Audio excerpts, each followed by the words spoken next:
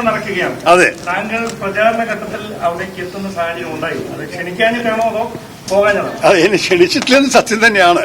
നിങ്ങൾക്കറിയാമല്ലോ, 16 ദിവസം ഞാൻ അന്താരാഷ്ട്രീയ ഒരു സഞ്ചാരത്തിലായിരുന്നു. അത് സർക്കാർ ആവശ്യപ്പെട്ടിട്ടാണ് സംഭവിച്ചത്. പക്ഷേ ആ സമയത്തും എനിക്കൊരു മിസ് കോളോ ഒരു ക്ഷണമോ ഒന്നും ഉണ്ടായിരുന്നില്ലേ തിരിച്ചു വന്ന ശേഷം കാണണമെന്ന്. അത് കഴിഞ്ഞിട്ട് ഞാൻ തിരിച്ചു വന്നപ്പോൾ വീണ്ടും ഒരു മെസ്സേജ് ഉണ്ടായിരുന്നില്ല. അപ്പൊ ഞാൻ എന്റെ എക്സിസ്റ്റിംഗ് പ്രോഗ്രാമിനെ മുന്നോട്ട് കൊണ്ടുപോയി. വീണ്ടും വിദേശത്തിലുമായിരുന്നു, ഒരു കമ്മിറ്റി മീറ്റിംഗ് ഡൽഹിയിലുമായിരുന്നു. അതെല്ലാം കഴിഞ്ഞിട്ട് ഇന്നെത്തി. വോട്ടിംഗ് ദിനം ഇന്നലെ രാത്രി എത്തി. വോട്ടിംഗ് ദിനമാണ്. പക്ഷേ എനിക്ക് സ്പഷ്ടമായി പറയാനുള്ളൊരു കാര്യം, എന്നെ ക്ഷണിച്ചില്ലേ, ഞങ്ങളുടെ കോൺഗ്രസ് പ്രവർത്തകര് ആത്മാർത്ഥതയോടെ അവിടെ പ്രവർത്തിച്ചിട്ടുണ്ട്. അവർ പ്രചരണം ചെയ്തിട്ടുണ്ട്. നമുക്ക് നല്ലൊരു സ്ഥാനാർത്ഥിയുണ്ട് അവിടെ, അദ്ദേഹം ഇറങ്ങിയിട്ടുണ്ട്. എന്റെ അഭിപ്രായത്തിൽ അവരുടെ പ്രവർത്തനത്തിന്റെ ഒരു വിജയം കാണണമെന്നാണ് എന്റെയും ആഗ്രഹം. അപ്പോ പ്രചരണം ചെയ്തിട്ടില്ലെങ്കിലും എന്റെ ആഗ്രഹം നിലമ്പൂരിൽ കോൺഗ്രസ് വിജയം തന്നെയാണോ. താങ്കൾ വർക്കിംഗ് കമ്മിറ്റി അംഗമാണ്. അങ്ങനെ ഒരു ക്ഷണം വേണോ കോൺഗ്രസിന്റെ UDFന്റെ ഒരു സ്ഥാനാർത്ഥിക്ക് വേണ്ടി പ്രചരണത്തിന് പോകാൻ? ഇല്ല, പ്രത്യേകിച്ച് ഇങ്ങനെ ഒരു ക്ഷണം ഞാൻ ഒരു കാര്യം പറയട്ടെ. തിരക്കുള്ള ഒരു സമയത്തിൽ അവര് പ്രത്യേകിച്ച് വിളിച്ചെന്താ വരുന്നുണ്ടോ വരുന്നില്ലേ എന്നൊരു പ്രോഗ്രാം ഇടണം എന്നൊക്കെയാണ് സാധാരണ ചെയ്യാറില്ല. ഉദാഹരണം വയനാട്ടിൽ ഞങ്ങൾക്ക് തെരഞ്ഞെടുപ്പുണ്ടായ സമയത്ത് പ്രിയങ്ക ഗാന്ധിക്ക് വേണ്ടിയിട്ട് ക്ഷണം വന്നിട്ടാണ് നമ്മൾ പ്ലാൻ ചെയ്യുന്നത്. ഞങ്ങളും പറഞ്ഞു എപ്പോഴാണ് വരേണ്ടത്, സൗകര്യം നോക്കാം. പക്ഷെ അവിടെ എത്തിക്കഴിഞ്ഞാൽ പ്രോഗ്രാം ഉണ്ടാവണമല്ലോ.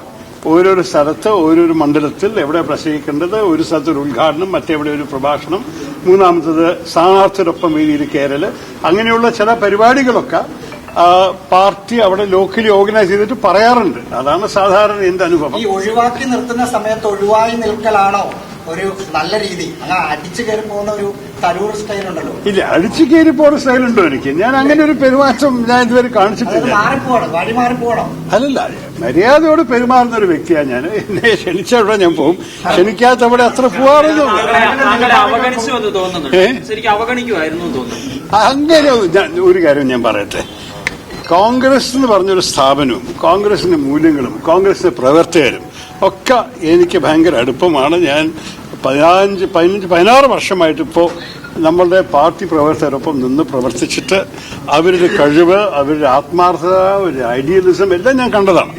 അപ്പൊ എനിക്ക് കോൺഗ്രസ് പാർട്ടി ഒരു സ്ഥാപനമായിട്ടോ കോൺഗ്രസ് പ്രവർത്തകര് മനുഷ്യന്മാരായിട്ടും സുഹൃത്തുക്കളായിട്ടും സഹോദരന്മാരായിട്ടും അവരൊപ്പമുള്ള സ്നേഹവും സൗഹാർദ്ദത്തെയും കുറിച്ച് നിങ്ങൾ ആർക്കും ഒരു സംശയവും വേണ്ട. അത് എപ്പോഴും ഉണ്ടോ, എപ്പോഴും ഉണ്ടാവും. ഇപ്പോഴത്തെ ചില കോൺഗ്രസ് നേതൃത്വത്തിനൊപ്പം എനിക്ക് ചില അഭിപ്രായ വ്യത്യാസങ്ങൾ ഉണ്ടായിട്ടുണ്ടെന്ന് നിങ്ങൾക്കറിയാം. ഇതില് പല കാര്യങ്ങൾ പബ്ലിക്ലി ഉണ്ട്. അതുകൊണ്ട് നിങ്ങൾക്കറിയാം അഭിപ്രായ വ്യത്യാസങ്ങൾ കണ്ടിട്ടുണ്ട്. പക്ഷെ അതൊക്കെ ഞാൻ പാർട്ടിയിലകത്ത് അവരൊപ്പം തന്നെ നേരിട്ട് സംസാരിക്കുകയാണ് നല്ലത്. ഇന്ന് എന്റെ അഭിപ്രായത്തിൽ അങ്ങനെ ഒരു ചർച്ചയ്ക്ക് ഉള്ള ഒരു ദിനമല്ല. ഇന്ന് ഒരു ഇലക്ഷൻ നടക്കുന്നു. ആ ഇലക്ഷന്റെ എന്റെ സുഹൃത്തായ നമ്മുടെ സ്ഥാനാർത്ഥി ജയിക്കട്ടെ. അതിനുവേണ്ടിയുള്ള എല്ലാ പ്രവർത്തനവും എന്റെ പാർട്ടി പ്രവർത്തകർ ചെയ്ത ശേഷം അവരുടെ പ്രവർത്തനത്തിൽ നല്ല റിസൾട്ട് കാണുന്നു. തിരുവനന്തപുരത്ത് നന്നേ പലവരും പോയി അവിടെ പ്രചരണം ചെയ്തിട്ടുണ്ട്. അവരുടെ ആ പ്രവർത്തനത്തിന്റെ ആ റിസൾട്ട് വരട്ടെ, അവർക്കും കാണും. അഭിപ്രായ വ്യത്യാസം ഹൈക്കമാൻഡിനോടുള്ള അഭിപ്രായ വ്യത്യാസമോ അതോ സംസ്ഥാനത്തെ? ഞാൻ പറയില്ല, ഇന്ന് എനിക്ക് അതിനെക്കാട്ട് പറയാനൊരു ആഗ്രഹമില്ല. നിങ്ങളെല്ലാം അറിയപ്പെടുന്ന കാര്യങ്ങളാണ്. നിങ്ങൾ തന്നെ ഇതിനെക്കുറിച്ച് എഴുതിയിട്ടോ റിപ്പോർട്ട് ചെയ്ത കാര്യങ്ങളൊക്കെ ഉണ്ടല്ലോ. അപ്പൊ അതെല്ലാം ഉണ്ടെന്ന് ആർക്കും ഒളിക്കാൻ സാധിക്കാത്തൊരു കാര്യമായ കാര്യം അതുണ്ട്. പക്ഷെ ഇന്ന് ഞാൻ അതിനെക്കുറിച്ച് സംസാരിക്കാൻ ആഗ്രഹിക്കുന്നില്ല. നേരിട്ട് കണ്ടിട്ട് ചില കാര്യങ്ങൾ സംസാരിക്കാനുള്ള ആവശ്യമുണ്ടാവും. അതിന് സമയം വരുമ്പോൾ ചെയ്യുക. പക്ഷെ ഇതൊരു ഇലക്ഷൻ കഴിയട്ടെ. നമ്മൾ ഇന്ന് വോട്ടിംഗ് ആണ്. 3 ദിവസം കഴിഞ്ഞ റിസൾട്ടും വരും. അതെല്ലാം വന്ന ശേഷം നമുക്ക് പിന്നെ നോക്കാം.